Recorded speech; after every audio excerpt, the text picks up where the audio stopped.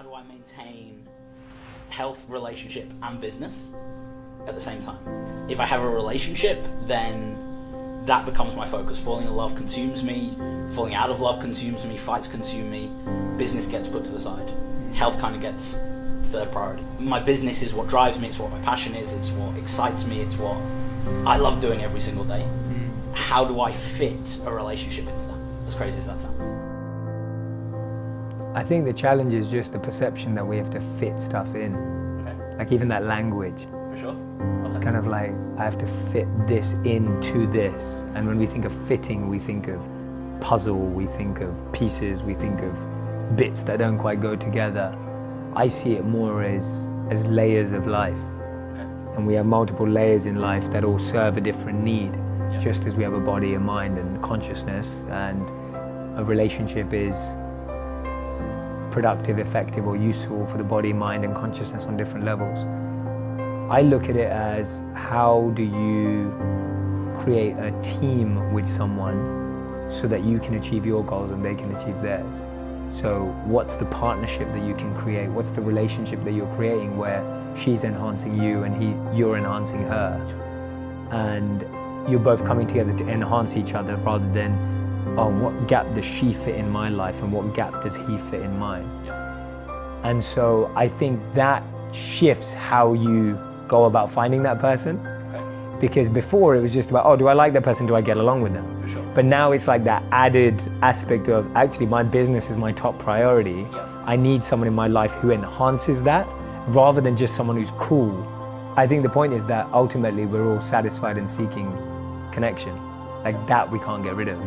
And no matter how much business and purpose, even Einstein said, he said, if you want to be happy, tie your life to a goal, not a person, right? And so that happiness is important. But I think we all know that that goal or that achievement or that success still doesn't satisfy us in comparison to a personal connection. All we can do in a relationship is make sure we select someone and work with someone or be with someone where the challenges are ones that we're okay to tolerate and accept. It comes to a point of just being okay with any challenge we do have. That's the type of challenge you want.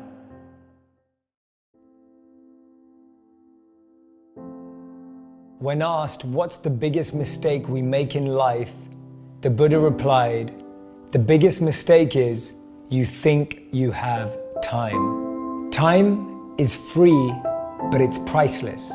You can't own it, but you can use it. You can't keep it, but you can spend it. And once it's lost, you can never get it back. The average person lives 78 years. We spend 28.3 years of our life sleeping. That's almost a third of our life, but 30% of us struggle to sleep well. We spend 10.5 years of our life working, but over 50% of us want to leave our current jobs. Time is more valuable than money. You can get more money, but you can never get more time. We spend 9 years on TV and social media. We spend 6 years doing chores. We spend 4 years eating and drinking. We spend 3.5 years in education. We spend 2.5 years grooming. We spend 2.5 years shopping. We spend 1.5 years in childcare, and we spend 1.3 years commuting. That leaves us with 9 years. How will we spend that time? Steve Jobs said your time is limited, so don't waste it living someone else's life. So there's good news and there's bad news. The bad news is time flies. The good news is you're the pilot. Imagine you wake up every day with $86,400 in your bank account. And at the end of the night, it's all gone, whether you spent it or not. And then the next day, you get another $86,400. What would we do with it? Every day, 86,400 seconds are deposited into your life account. At the end of the day, once they're all used up, you get a new 86,400 seconds.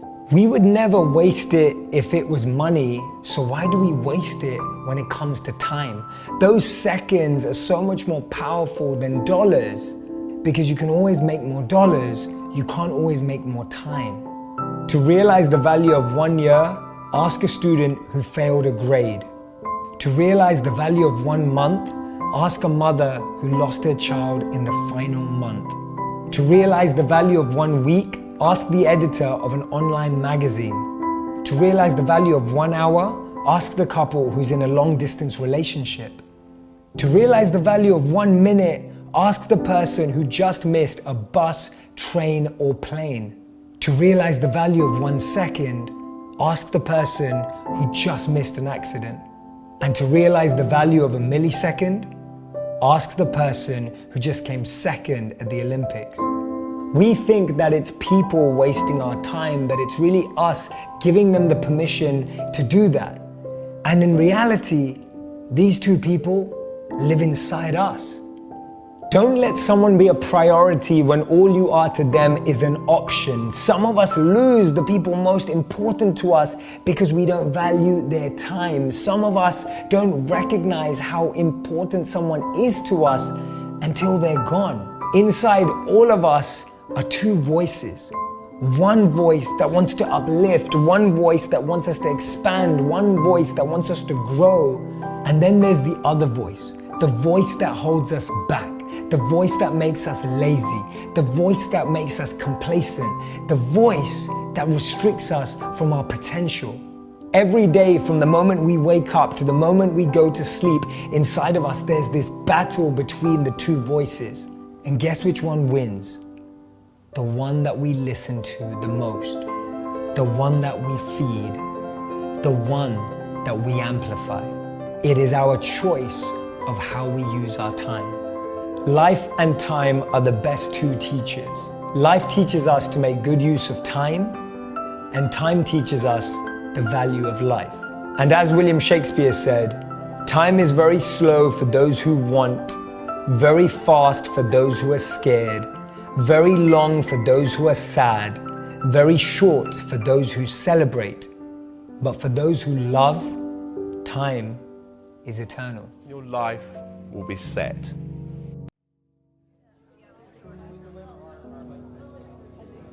I'm sorry, Mr. Headmaster.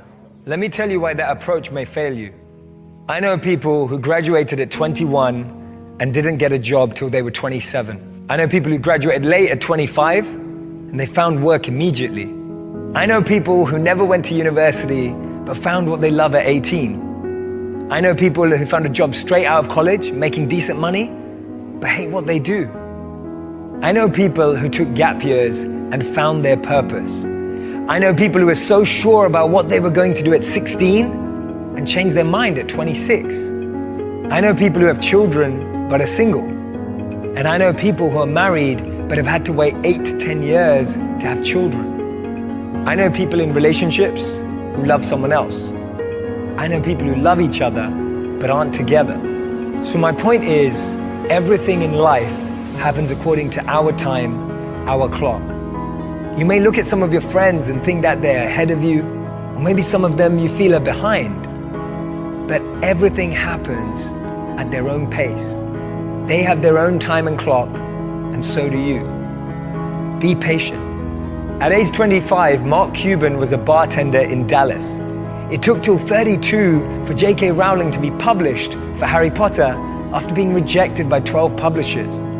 Ortega launched Zara when he was 39. Jack Ma started Alibaba when he was 35. Morgan Freeman got his big break at 52. Steve Carell only got his break after 40 years old.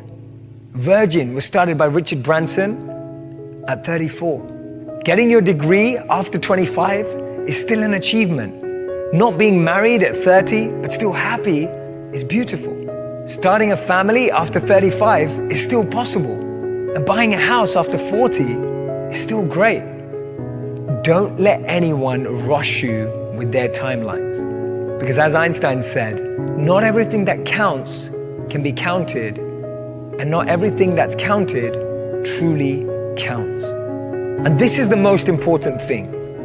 I want you to be able to create meaningful, purposeful, fulfilling lives for yourselves, and learn how to use that to make an impact and a difference in the lives of others. That will be true